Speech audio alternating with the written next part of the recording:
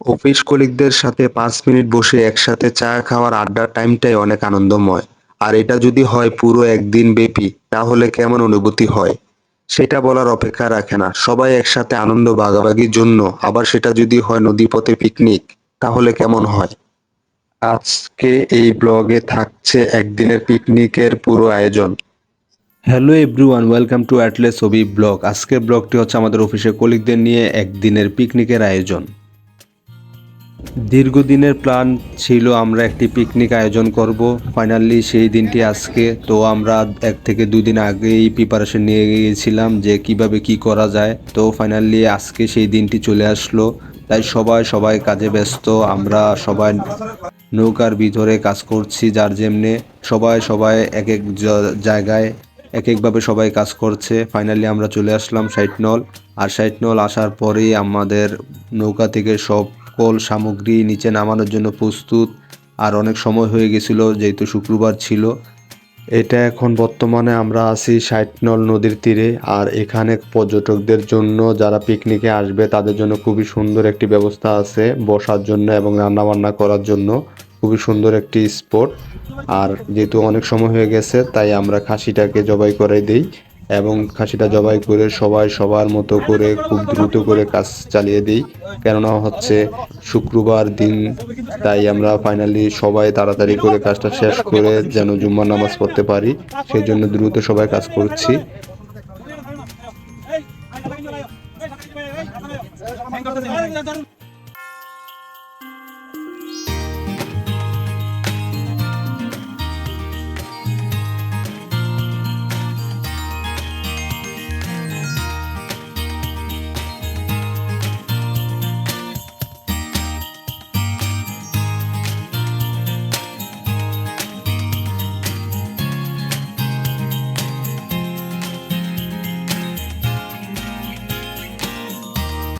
সাথে করে আমরা বাবুর্চি নিয়ে গিয়েছিলাম, তাই বাবুর্চি রান্নাবান্না করছে আর আমরা মাঠের মধ্যে খেলাধুলা করছিলাম। আগে থেকে আমরা একটি ফুটবল নিয়ে গিয়েছিলাম, যেহেতু আমরা অনেকজন ছিলাম তাই আমরা ফুটবল ম্যাচ খেলি।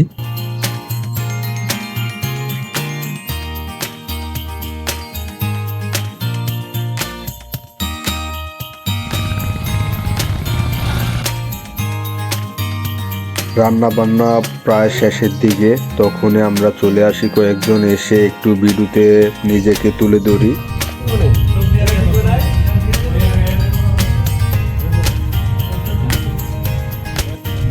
রান্না বান্না প্রায় শেষ হয়ে এখন খাবার সার্ভ করতেছি।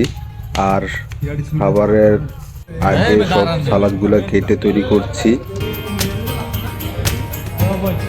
আর খাবারের মান খুবই অসাধারণ ছিল, আমাদের রান্নাগুলা খুবই ভালো হয়েছিল। আমরা সবাই তৃপ্তি সহকারে খাবারগুলা খেতে পারছি। ধন্যবাদ জানাই হাসান ভাইকে, উনি খুবই সুন্দর চমৎকারভাবে রান্নাটি করেছিল।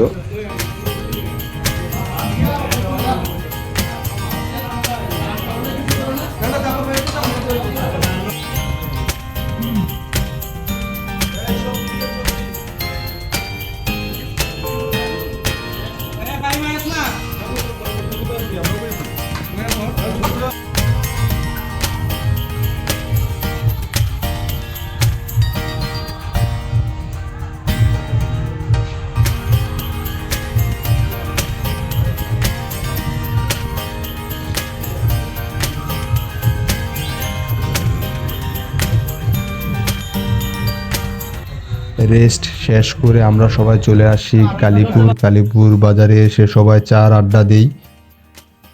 কালীপুর থেকে চার আড্ডা শেষে আমরা আবার মুড়ি আর চানাচুর নিয়ে নৌকাতে উঠে যাই। যেহেতু অনেক পথ বাকি আছে তাই ভাবলাম আবার মুড়ি চানাচুর বানিয়ে সবাই একসাথে খেতে খেতে আমাদের গন্তব্যস্থলে পৌঁছে যাব। তাই আমরা আবার মুড়ি চানাচুর বানানো তৈরি করার কাজে সবাই সহযোগিতা শুরু করে দেয়। আর মুড়িটা এত সুন্দর হয়েছিল, আপনারা না দেখলে বুঝবেন না। দেখেন হেভি হয়েছিল আর সবাই এত মজা করে মুড়িটা আমরা খাইছি। আর একসাথে সবাই একত্রিত হয়ে সব কিছু করলে এমনিতেও অনেক মজা হয়।